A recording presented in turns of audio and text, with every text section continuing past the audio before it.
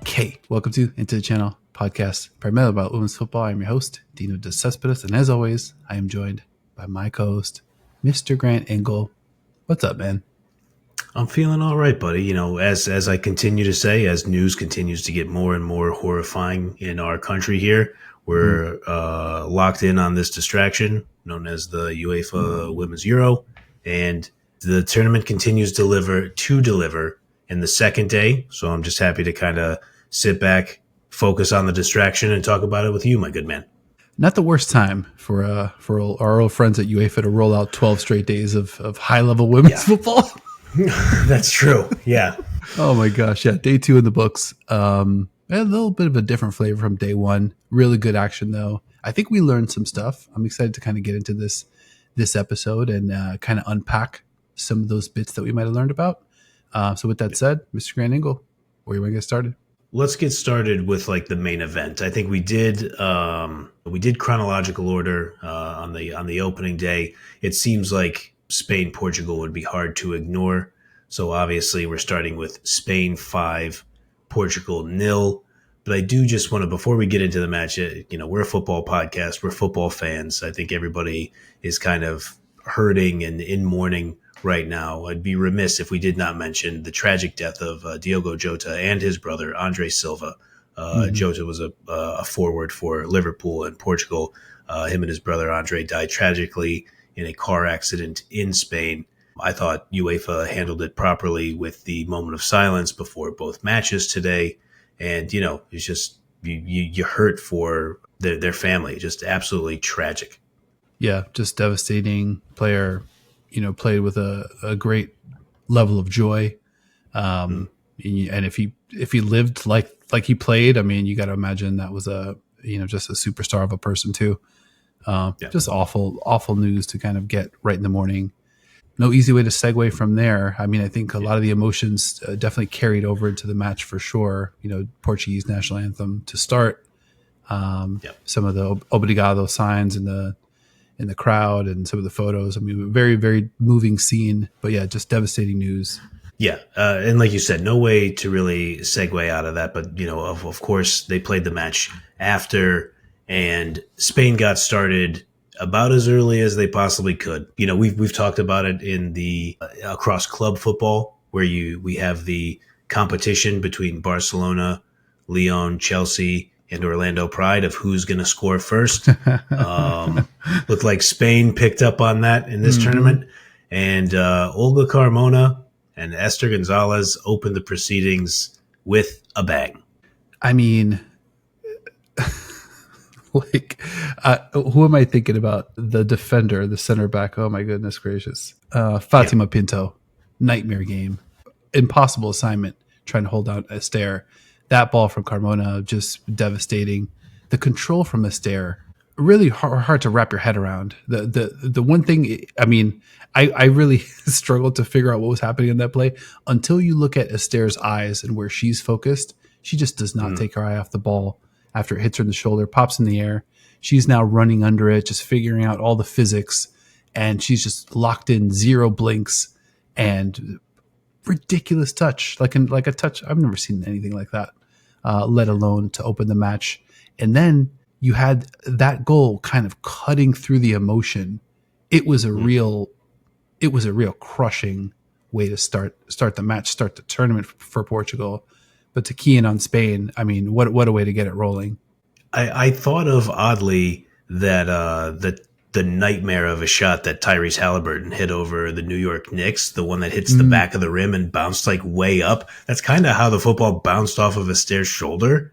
And it just goes like way up. And you're right. She was just like super locked in on it. Like if you had to ask Fatima Pinto, like, okay, what's best case scenario? Like you're checking Esther here. What would you prefer? One of the answers on the board would be, well, if she has to jump and kind of has like half her back to the keeper and has to just glance it off the side of her foot, I probably like my chances in that scenario. But like you said, the Gotham FC forward, current leader in the Golden Boot for the NWSL, current leader for the Golden Boot in the Euro, found a way to get it done. Definitely find a way to get it done. Yeah, and Lori Lindsay was talking a lot about like, just sort of like good fortunes and luck, and and I'm like, I don't know about all that. I mean, I think the play Esther gets another goal a little bit later in the match, and they just know where to go and where to be. I mean, a few minutes prior to that, Alexia was in a great spot for kind of like a similar rebound type, right place, right time type goal. So they're putting themselves in those positions to be able to make that happen. But when I zoom out from this match, obviously 5-0 massive scoreline, you mentioned Olga Carmona involved in the buildup of the first two goals. Mm-hmm. You mentioned Esther Gonzalez. We've talked about Alexia. Vicky Lopez you could throw in there as a player that was just mesmerizing, just doing some wizardry shit out there. Yep. Christine Martin Prieto comes on 13 minutes late in the match, 2 shots, gets a goal, looks really dangerous, and a player that Spain hasn't really had. Big body, Yep. back to the goal, hold up, just an inch, ice cold finisher like that from using that physicality. Very, very interesting. But all those players, who's the first player you think you're going to think about when you circle back to this match mentally? Alexia was dominant. Crazy. I have a second player, but I'm going to leave them out because I wonder if you'll talk about them. But Alexia was dominant, and it got me it got the wheels spinning. So Alexia was on that World Cup winning team, but she was just coming off the ACL. So Mm-hmm. she appeared in 7 matches, started 3 of them, only played 212 total minutes in that World Cup, winning campaign. She Yep. notched 1 assist versus Zambia and no goals, no other assists, obviously, just 1 in the entire tournament, and played 1 minute versus England in the final. So she's a historic player. She's a beloved player, but it's like, and it's obviously you get your hands on the World Cup trophy. You're a part of it. You're a part of the culture. Everybody talked about, her impact on that squad. It's one of those weird things though, where she probably feels in her head like, I wish I was at my absolute best. The greatest players want to be at their apex when they win those kind of titles. And I started thinking about that today when she was dominating the game, going, she's 31 years old. She's a 2-time Ballon d'Or winner. Like I said, she's got her hands on that World Cup trophy, but maybe not quite as satisfying as she dreamed of it being. Mm-hmm. Now she has this tournament and the next World Cup, and she might just go and show out in this tournament. I could definitely see it. I think Fatma had Alexia rated as her top rated player, and then she obviously gets the third goal, just stunning finish. Sits down the center back on sick, just kind of like hit the brakes, and then just a very clean finish. And then shout out to Goatley, Jackie Oatley, who brought this up on the podcast, on the telecast. She mentioned those players that didn't appear in the World Cup for Spain as a result of the tumult between the players and the organization. Claudia Pina, Batri, Leia Alexandri, who was awesome today, by the way.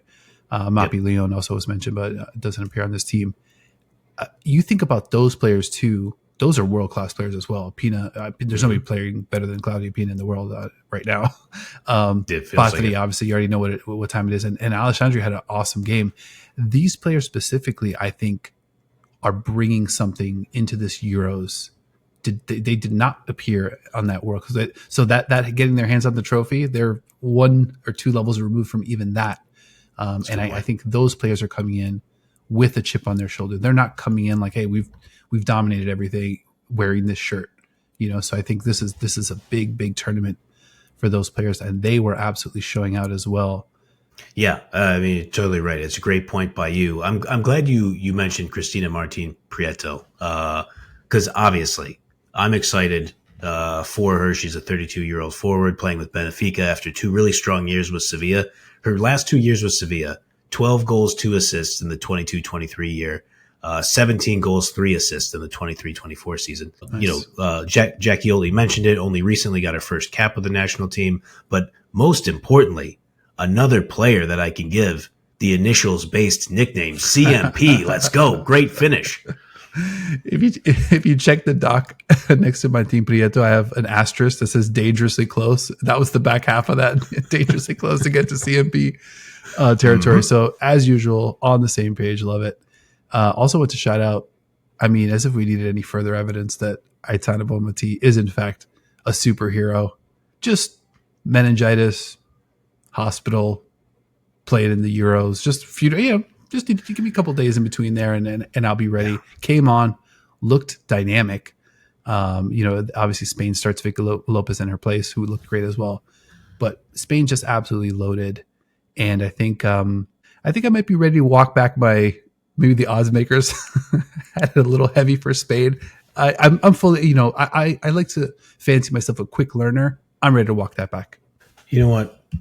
Sometimes you're presented with new information and you have to make new decisions. I understand that. I respect you for that. We don't dig our heels in on too many things. I mean, we have our moments. I realize we haven't cracked a beverage. I would like to crack a beverage in honor of that, in honor of the flexibility, the progressiveness. Cheers to take flexibility. Exactly. Cheers to you, my good man. I do also, I mean, while that's true, we also need to talk about take integrity and things of that sort. And there was only one man on this podcast, maybe only one man nationwide, who knows, with the bravery to pick Spain to win this tournament. And that would be me, El Hombre Valiente.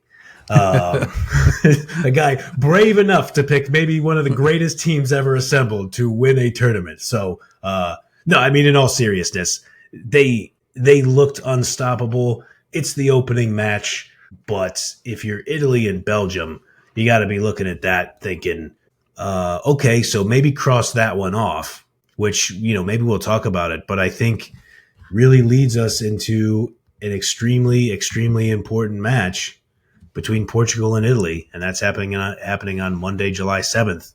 You have to look at that match for those two teams now as, especially if you're Portugal, this is the tournament for us. This is how we stay alive. It is the tournament for sure, and I think we'll get into Portugal. I think actually still alive though, still very, very much alive. Sure. Because is it wild to think? And this is just a testament to how Spain good, how good Spain is. But I don't think Portugal played that poorly. I don't think they played poorly at all. I think they got beat on specific plays, and the magic of Spain. Well, it's a two-parter. So you look at 5 of their players. I'm trying just off the top of my head. So it's Vicky Lopez, Alexia, Batri, Batier, and what Barcelona player am I missing? Pina in the starting lineup. Right. Yeah. So it's 5 current Barcelona players. Alexandre, new Barcelona signing. Mariona, old Barcelona signing. 7 out of the 10 field players are essentially Barcelona from our best team in the world. Our best, what Leanne called maybe the best team maybe of all time, sort of in that category. And you're just taking 6, 7 of those players, putting them on a national team, and then complementing them with Esther Gonzalez, Olga Carmona, Mendez, just the little dips and drabs of great players to kind of like to complement. It's really unbelievable, like just what they're able to put out. But I thought Portugal, again, I don't think they played that poorly. Spain just has the ability to identify that there's a moment here, right? Make a run. Like the Alexia run is perfect. It comes from Mariona, like the other side of the field, the other side of the halfway line. What a pass. 45, 50 yards in the air. Come on. And Carmona was dealing. Mariona was, she was dealing on that play. And Alexia is able to make those runs. Esther is able to make those runs because they know the ball can get there from anywhere, So it's like, fuck yeah, why not run? Like, here we go. Let's let it rip. Maybe the ball just kind of gets right to me. And it's a tremendous advantage that no other team in the tournament is able to do it at that level, with that level of frequency. Especially with that level of frequency. I think that's the key point. Totally agree. Caldente, she was fantastic too. I thought that would be maybe the player that you were going to mention. Sometimes I overestimate your Arsenal bias, the Arsenal glasses, if you will. I got a quick note on that. In my notes, Mariona took an awful foul, and she took a kick to the leg, but she was standing right next to the microphone area, so you could hear her be like, ah! And I just went full Daniel LaRusso's mom at the karate tournament. I was like, oh, like, I'm just like very, very protective of Mariona. So, the Arsenal fandom, peeks his head out in different ways. That's outstanding. Not that she got kicked, but that she reacted that way. Mhm. Yeah, I mean, she was absolutely dealing 2 assists on the day. So, like, especially if you're going to have Olga Carmona from left back and then Caldente in like right midfield, right wing territory, it's just like Jesus. There's, as we always say about Barcelona, no relief for the opponent. Yeah, none whatsoever. Passing was crazy too. Spain was able to put together 8.27 passes per incomplete pass.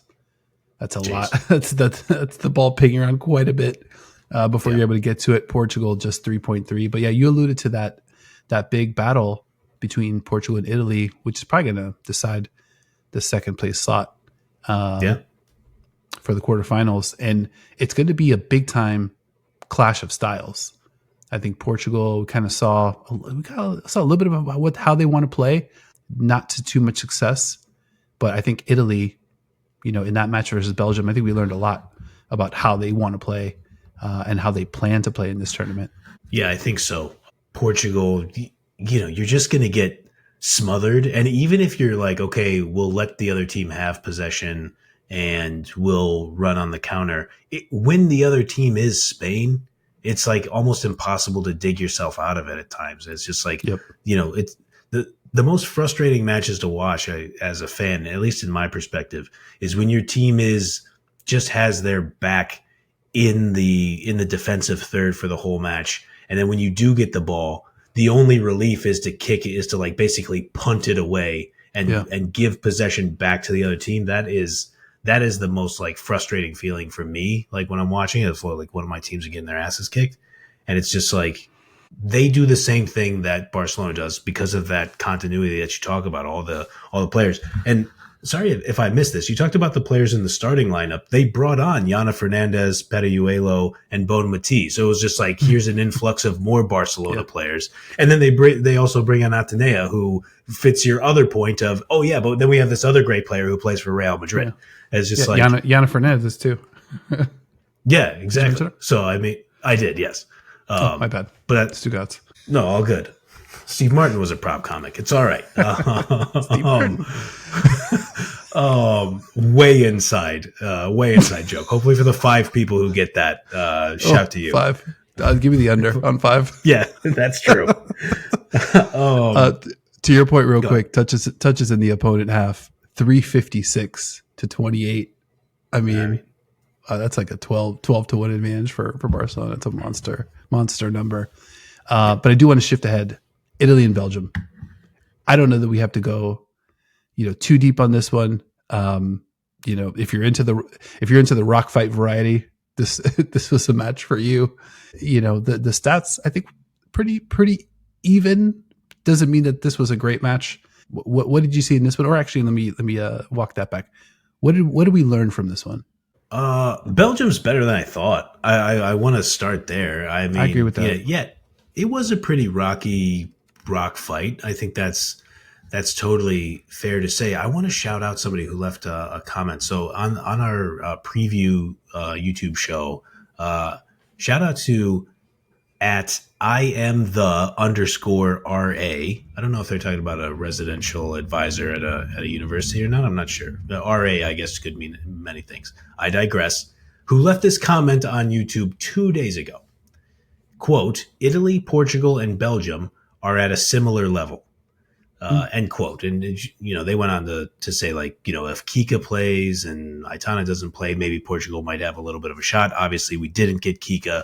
But the point about Italy, Portugal, and Belgium are at a similar level, I had responded. It was like, oh, maybe I must not be that familiar with Belgium's game. And to see Belgium play Italy pretty close like this, it seems like, at least in this first result, that worked out pretty well. It seems like that might be true. What I would say, though, for Italy and Belgium, and I already kind of had this feeling for Belgium, that's terrifying to see that Spain-Portugal result, because now you wonder, are you essentially walking into the wood chipper? But Tessa Vullart, 32-year-old Inter Milan striker, won Frauen Bundesliga with Wolfsburg a couple times in the mid-2010s, had 10 goals and 3 assists for Inter last season.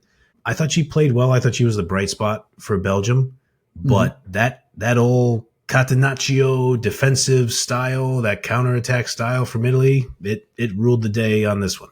Yeah, I mean, Belgium had some success possessing the ball, had some success passing, had some success moving the ball upfield. But really, I think really the midfield is where things got a little choppy, for them. Just couldn't really break through. And I think you look at that Italian midfield: De Guglielmo, Ariane Caruso, Giuliano in the middle, Severini, and Boateng all the way on the left. Like that's just it's a lot of roadblocks to try to get through. And then the second half was just littered with fouls and stoppages of play, and it felt like there was a sub every 2-3 minutes. Felt like we went through all 10 substitution windows. Just very choppy second half. Couldn't really get going there. But in this one, Caruso gets the goal. Perfect placement, big time goal in a big time moment. And you just kind of see what Italy wants to do. They want to be rugged. They want to kind of pinball a little bit. They want to bruise you up, especially in that midfield. And they want to pick their spots, and just find opportunities and feel like they're going to cash in. But I like that they have an identity. I think outside of Spain, the other 7 teams that we've seen, there's some stuff that you could look at there. But Italy, you feel like, okay, I understand what they're trying to do, and I understand that they want to try to 1-0, 1-1, way deep into this tournament, see how far they can take that, because that's how they're built. I like that. I think that makes a lot of sense. And, shout out to our pal. I know we've given, Fox a little bit of stick early and, previously, that we don't necessarily love all of their editorial choices. I'll tell you, they got one thing right. And obviously we talked about, we like the Jackie Oli and Lori Lindsay pairing. They got another thing right today. Our pal, Arsenal great, Champions League winner, 3rd place medal in the World Cup winner, Leanne Sanderson on the call for this Italy-Belgium match.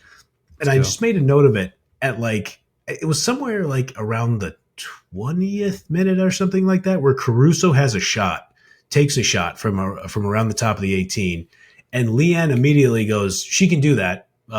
She has that ability to take and make those. And then what do you know, right before halftime, Caruso makes it happen and scores it. Leanne does that so often on NWSL broadcasts, that it's just you can almost see it coming, where she'll mention something earlier in the match and be like, yeah, that'll probably bear out later. Yep. No, she's the best. I mean, did she pull out the Caruso's got that in her locker? You know what? I don't remember that from the exact. It wasn't at that shot around the 20th, but I know she said that she had it. And then, Leanne's also good for this. I feel like we're friendly enough with her where I can give her a little bit of shit on this. When she scores the goal, Leon's was talking about that earlier, because Leanne, similar to us, she likes to be like, hey, remember when I said that? I was definitely totally right about that, which is, part of why she's the GOAT. Absolutely. Just rewind that. Speaking of the GOAT, how about Goatly double L 4 for 4? I mean, if Fox wants to kind of right the ship, there's two heavy hitters that you could just count on. I mean, but good performances. I mean, four matches in 2 days. They got to be doing these remote, obviously. But I'm sorry, no. Yeah, 3 out of 4. 3 out of 4. That's my bad. Yeah, so they did 2 yesterday, 1 today. Okay. Yes.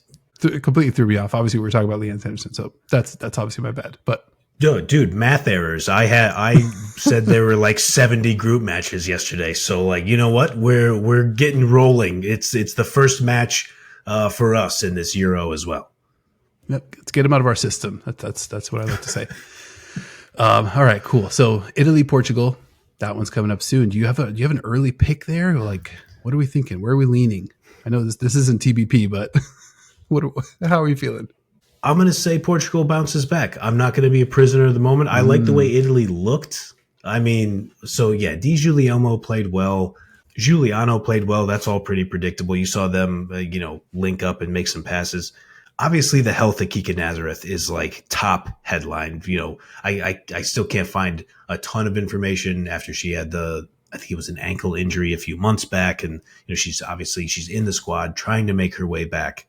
I don't know if today was too early, but the next match might be the right time. So that's going to play a heavy factor. But I'm going to do the thing where if we're going to like talk about like gambling ideas or whatever, where one team gets a win, the other team gets smashed, and then all the square bettors come in and go, well, obviously the team that won is a million times better than the team that got smashed. And that's not always the case. And in fact is often not the case in these kind of tournament situations. Yeah, and like I said, I thought Portugal played pretty well. I wouldn't be surprised if Portugal wins and advances, but obviously Italy very, very live in that type of matchup. That matchup is going to come down to the style. You know, is it rough and tumble, or is it kind of like open with space to move? Belgium had space to move, and they knocked the ball around pretty well, and I think they were pretty sharp, but they just couldn't get all the way through. Portugal, I think, will have a little bit more success there, but I think if Italy lets Portugal knock the ball around like that, I think it could put them a little bit behind the eight ball. So we'll see. But either way, that's gonna be a super exciting matchup. And we've got more football tomorrow. Group C, Denmark taking on Sweden, Germany, my pick to win the whole thing in action versus Portland. Poland, my good man. Although I would watch Germany play the Portland Thorns. I would watch that match. I'm trying to think, do the Thorns have any German players? I don't think so. No, Rao's not on there. Yeah, so what the fuck is going on with me in Portland? Can I not stop? That's weird. You got him on the brain. I mean, the last couple of weeks of the NWSL season, you've just been like, yo, this team is way better. Like, and you weren't even that down. I don't think you were as down on them as I was preseason, but you were looking at them early. So maybe you just got Portland on the brain. It is a distant second, but still the second best city in the Pacific Northwest. Yep. Yeah, no, I hear that, and they've got a tough one in Germany, so we'll see if they're able to. No, Germany taking on Poland tomorrow. My bad, we'll be back for that one. Our 12 days of UEFA Women's Euro 2025 group stage football coverage off to just smashing start. We're just crushing it. Geography, math, just C pluses all the way across the report card. All right, man, I think we did it.